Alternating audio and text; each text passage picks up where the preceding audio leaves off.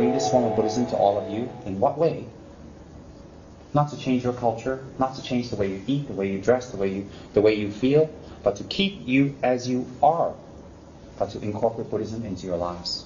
So I'm not here to change your Malaysian culture because it's very rich and it's good enough, more than good enough. I'm not here to bring Tibetan culture to you. I'm here just to bring you Lord Buddha's teachings that you can put into you and add to who you are.